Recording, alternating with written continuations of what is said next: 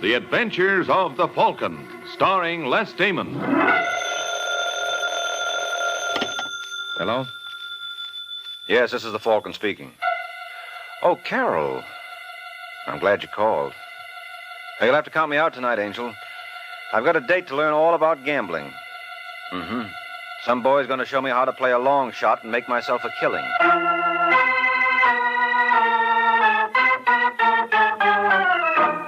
This is Ed Hurley, friends, inviting you into The Adventures of the Falcon. You met the Falcon first in his best-selling novels. Then you saw him in his thrilling motion picture series. Now join him on the air when the Falcon solves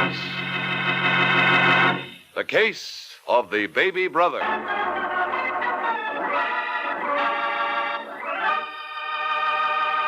And now, the case of the baby brother.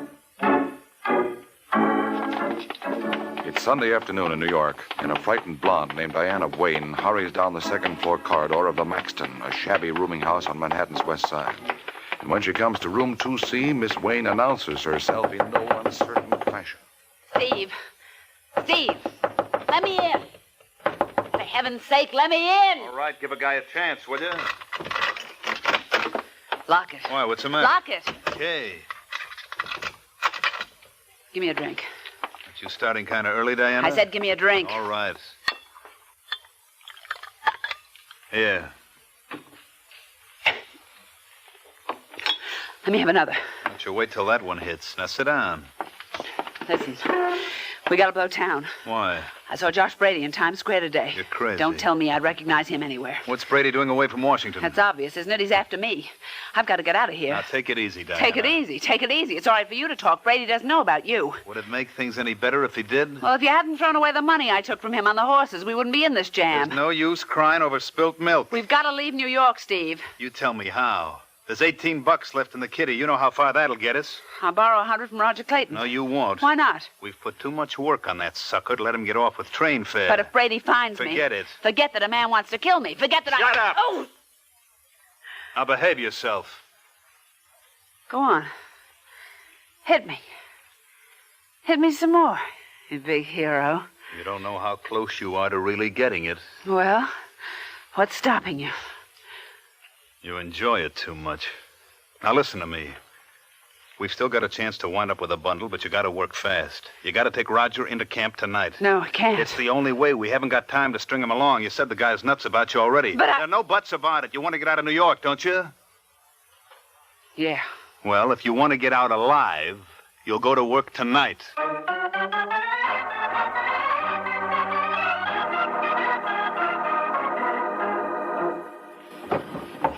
Now, where the devil did I put that thing?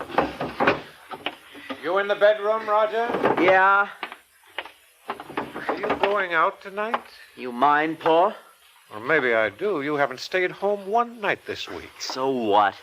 So maybe you ought to start taking it easy. Look, Paul, when I want your advice, I'll ask for it. Now, don't get me wrong, kid. I only meant... I'm not interested in what you meant. I don't have to account to you for anything. Oh, yes, you do. While you're living with me, you'll keep in line. Who's this gal you're running around with? None of your business. I asked you something, Roger. And I still say it's none of your business. I'm sick and tired of your running my life. Just because you're my brother doesn't give you a license to tell me what to do. What? I'm sorry, kid. I didn't mean that. That's okay, Paul. I'm glad you did it. Because that's the last thing I'm ever going to take from you.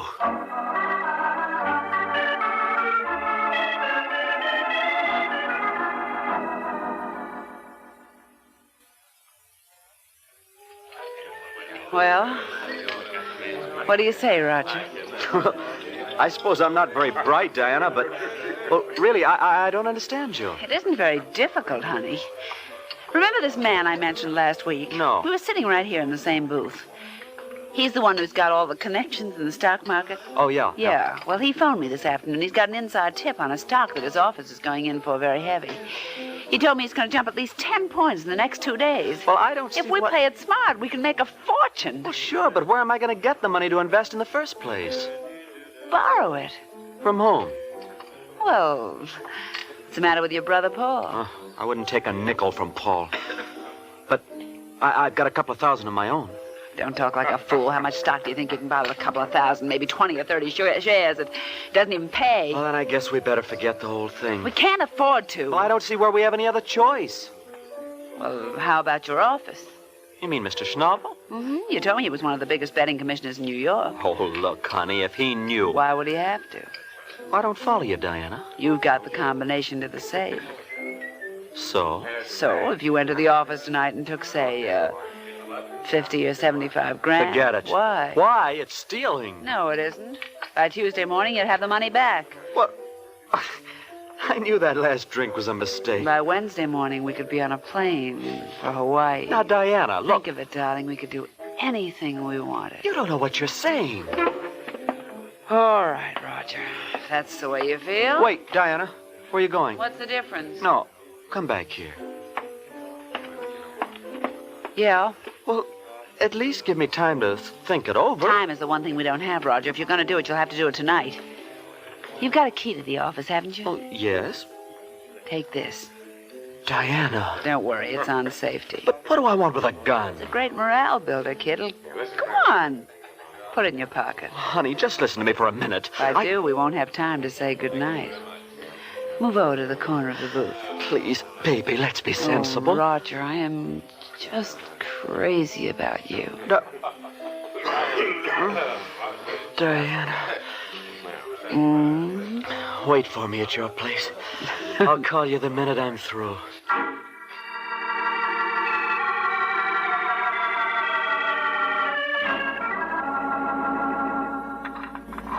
$47 right, 51 left, 38 right.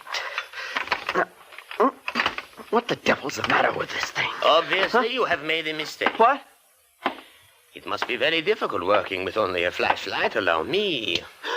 Mr. Schnabel. Well. I suppose I ought to apologize, Roger, for inconveniencing you. Listen, Mr. Schnabel. You're probably wondering why I came back to the office. It was sheer destiny. For the first time in a year, I forgot my medicine. Now, why do you suppose it happened tonight, of all nights? Please, It makes you think, doesn't it? Now, a cynic might ascribe it to coincidence, but I prefer to... Oh, operator, would you be so kind to get me police headquarters? Put on that phone. I am sorry, Roger. What do you say? Put on that phone. 98th Precinct, Sergeant Corbett. Oh, Sergeant, my name is Walter Schnabel. I have an employee No, Mr. in Schnabel. my office who I... No! Are you? Roger... I told you to put it down. Hello, Mr. Schnabel. I told you to put it down.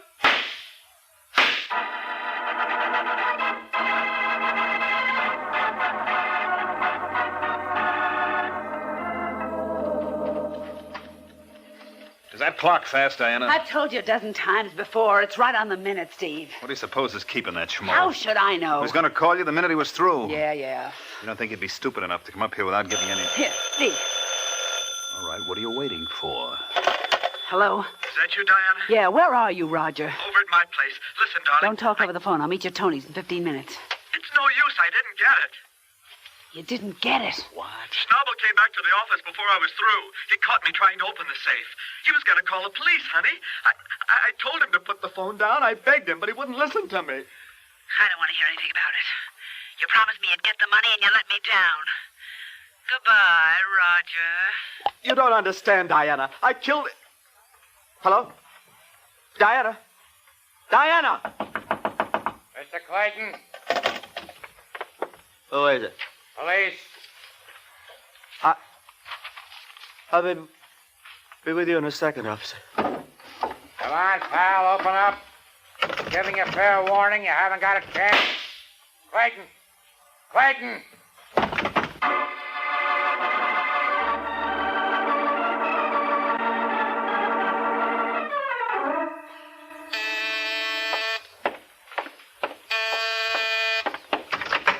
Yes? I'm looking for a Mike Waring, the Falcon. I don't know what the good book says. Seek and ye shall find. Come in. Thanks. Nice place you got here. I'm glad you approve. Sit down. I suppose I should introduce myself. It's customary. My name's Clayton, Paul Clayton. Oh, wait a minute. Didn't I read something? Yeah, it was my kid brother, Roger, who committed suicide yesterday. Oh, yes. I'm sorry. Why? He was a dead duck anyway. He killed the man he worked for. Well, that's one way to look at it. Well, that's the kind of a guy I am. I've always believed in an eye for an eye. I hear tell the Falcon is the best private dick in New York. You want me to deny it? No, I just want you to prove it. Take a look at this picture. Not bad. Who is she? That's what I expect you to find out. She's the gal who got my brother in this mess. What makes you so sure? I found that picture in his wallet. Doesn't prove anything. It does to me. All right, Clayton. Assuming this is the girl, and assuming I find her, what then? What do you think? I think you intend to kill her. Now, where did you get that idea? Now, look, Clayton. I know how you must feel about your brother. Never mind the pretty speeches. Will you find her for me? No. Okay. I guess there must be other private detectives in New York. Look, if anything happens to this girl... You'll yell copper. Yes. I wouldn't do that, fella. Because after I take care of her, I could drop back and take care of you. It's been nice seeing you, Waring. Let's both hope it doesn't happen again.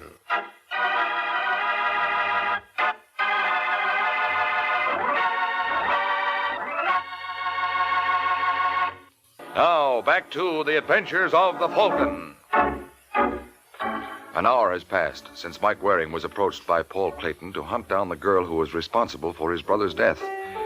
And now we find the Falcon. He's in a cheap dive, doing a little hunting on his own. Hello, Eddie. Oh, hiya, Mike. Sir, can I have 60 seconds of your valuable time? Well, I'm talking to this gentleman here, right? Right. It's very important. No, this is too. He was buying. So will I. That is, if you don't mind. No, go right ahead, sir. I'll try my luck at the slot machine till you get through. Thanks a lot. Don't mention it. Listen, Eddie, I need your help. You said something about buying. Oh, yeah. Bartender, give Eddie a refill. And leave the bottle, Jack. Eddie, you want to watch it? Oh, I haven't touched this stuff in weeks, Mike. I'm just trying to break up a cold. Now, what can I do for you? Take a look at this picture. Where'd you get that? And you recognize her, huh? No, why should I? Because you know every grifter who blows into New York. Sometimes I think they register with you. I don't know this dame. You're lying, Eddie. Now listen, Mike. Come on, spill it. Who is she? Her name's Diana Wayne. Diana Wayne? Yeah. I can't get over it. Can't get over what? I guess they're right when they say truth is stranger than fiction. See that guy I was talking to when you busted in? He wanted to know where he could find Diana, too. Oh, it certainly is a small world, huh? Yeah. Let's have a drink on it. Hold it, Eddie. What's his name? Who? The man you were talking to when I busted in. Oh, Josh Brady. What does he want with Diana Wayne? Why don't you ask him? That's a good idea.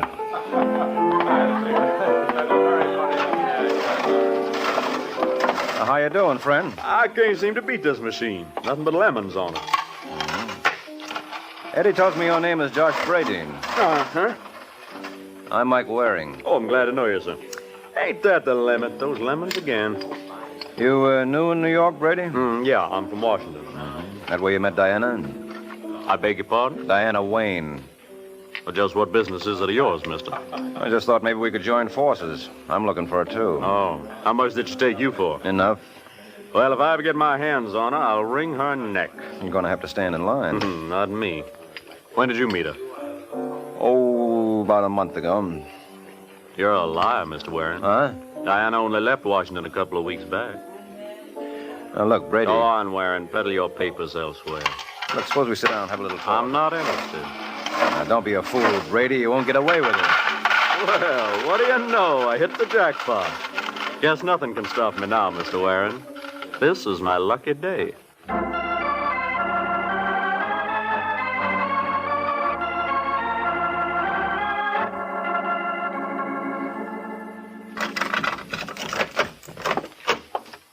Come on in, Steve. Huh? What's the matter, honey? Did I frighten you? No. I just thought you'd be out, Diana. Lucky I got back in time. There was a man here asking for you. Who? He didn't leave his name. Just left this envelope. Oh, thanks. Well, aren't you going to open it? It's nothing important. And why are you making such a mystery out of it? What are you babbling about? I know if I received an envelope like that, I'd naturally be devoured by curiosity until I found out what was inside. Well, I know what's inside. So do I. What? A one-way bus ticket to Detroit. How do you know that? Elementary, my dear Watson. I opened it. By mistake, I suppose. Yeah, I suppose. You know, Steve, that's what I love about you. You're full of surprises. You're even a bigger rat than I thought. Shut up.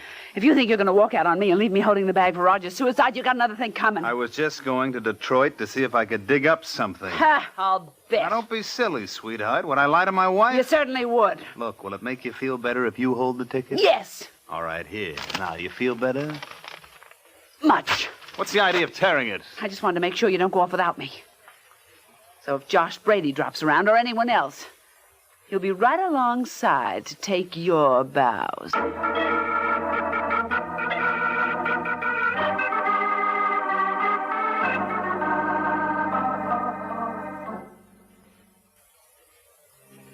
And that's when I figured I'd better phone you, Sergeant. That was very sweet of you, Mike, but I still don't see why. You don't see why. 2 men have threatened the life of this girl in the past 24 hours. I only have your word for that.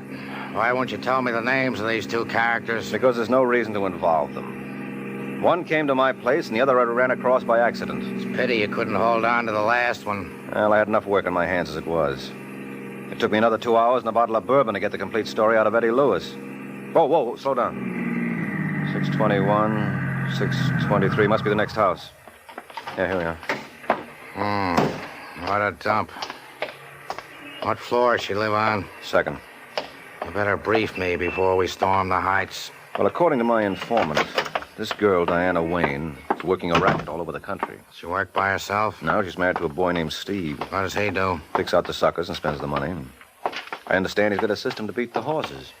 That probably explains why they're living in a dive like this. Oh, wait a minute. 2A, B. Must be the last one down the hall.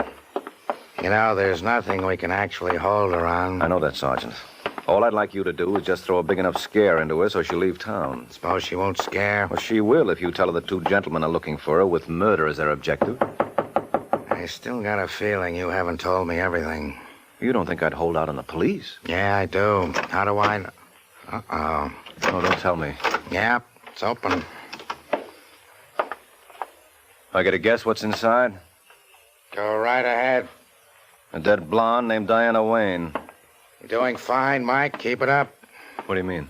Well, having supplied us with a body, I'm going to have to insist you supply us with the name of the party who done it. Oh, now look, Come Sergeant. on, pal. Start talking. You better if you want to save your own hide. Well, how do you figure that? Well, there are some people around who might think you were responsible. What? Now, I'm not saying I'm one of them. Oh, thanks. I'm keeping an open mind. Now, convince me you're innocent. I dare you.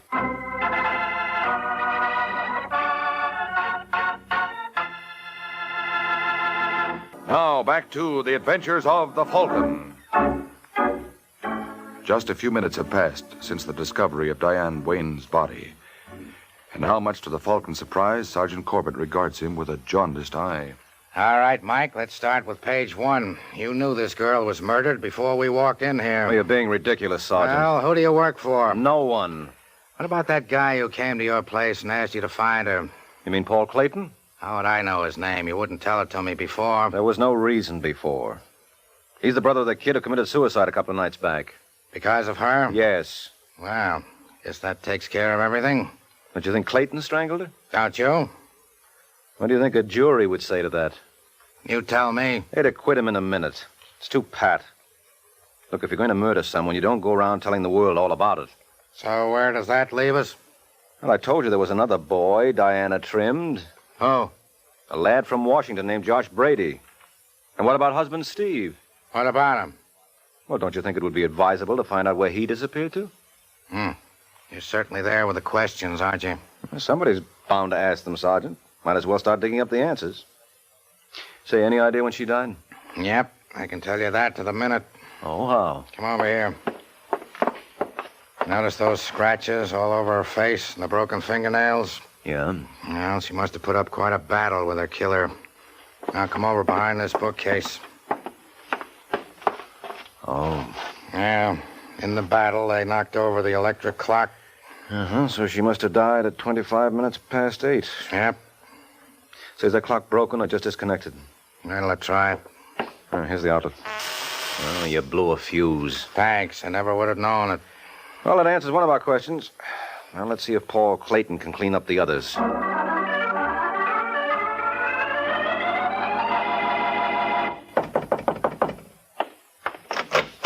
Yes? Hello, Clayton. Remember me? How could I ever forget, Mr. Waring? Well, I want you to know we found the girl. We? Oh, I'm sorry. I didn't see your friend in the hallway. This is Sergeant Corbett. Hi. Sergeant? Yes. Well, come in, gentlemen. Thank you. Now, what's this about the girl? Her name is Diana Wayne, and she's dead. Oh. Is that all you can say? What do you want me to do? Pretend I'm all broken up? You know how I felt about her. That's why we'd like to know what you were doing at approximately 8:30 this evening. Why? Because that's the time someone put their two hands around her throat and squeezed, none too gently.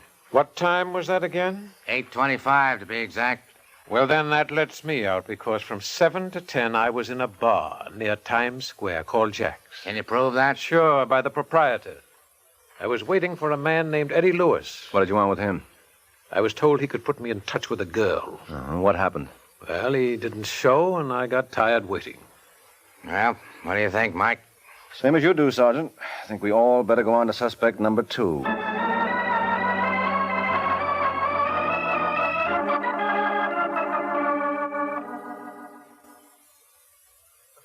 I still don't see what all you gentlemen want with me. Well, I don't know about the sergeant and Waring, but I came along to congratulate you. For what, Mr. For Clayton? doing something that I wanted to do. And if you need any dough for legal expenses, you just let me know. What's he talking about? What were you doing at 8:30 tonight, Brady? Probably playing a slot machine someplace. You know, it's the funniest thing. I just can't stay away from those gadgets. And where was this one located at? Oh, I don't rightly remember. But you do recall being clipped by a girl named Diana Wayne. It's funny.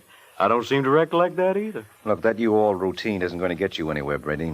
The sergeant here could disprove it in 5 minutes. I'd like to see him try. That's easy. You probably made a complaint to your local DA after Diana clipped you. All I have to do is call Washington, D.C., and I'll Whoop, have... hold the line, Sergeant. What now? I know who killed Diana Wayne. You mean Brady just gave himself away? No, I mean he just gave you away, Clayton. The heat's got you. In December? Don't be ridiculous. Wait a minute, I'll take that back. It is possible for the heat to get you this time of the year. And you're going to find that out at Sing Sing very shortly.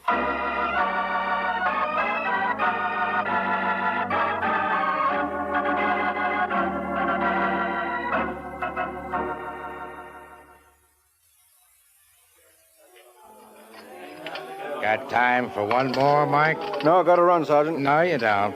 A couple of questions I want to ask you first. No? Well, while we're on the subject, there's one I want to ask you. Did you pick up Steve Wayne? Yeah, in Detroit.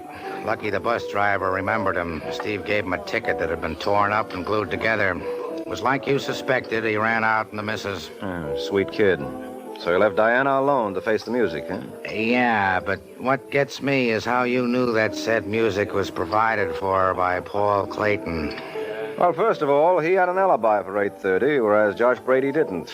What kind of logic is that? Oh, the best kind in a case like this, Sergeant. Because when Clayton was so ready with his alibi, it occurred to me that maybe Diana wasn't murdered at the time we originally thought. What about that electric clock? Just a prop supplied by the killer. Never could have belonged to Diana. How do you know that?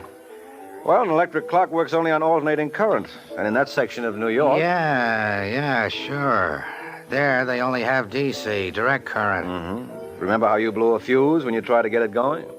Well, as a matter of fact, the medical examiner now says that Diana was killed around 6:45. But what gets me is how you knew that. I didn't. All I knew was that the clock never belonged to Diana. How? When you said you were going to call Washington, D.C., that D.C. rang a bell. Then I realized Clayton must have brought that clock with him to fix his alibi. Didn't I say all along that Clayton killed her? That you did. You wouldn't believe me. Well, he was the most obvious suspect, Sergeant. And we've all been conditioned by those mystery stories to believe that the most obvious suspect is always innocent. That'll teach you. Yeah, it's taught me a lot of things. If a man were to walk up to me this minute and announce he's planning to murder some girl, you know the first thing I'd do now? What? Set up a date in advance with some other girl so I wouldn't have to end the evening with you. Good night, Sergeant.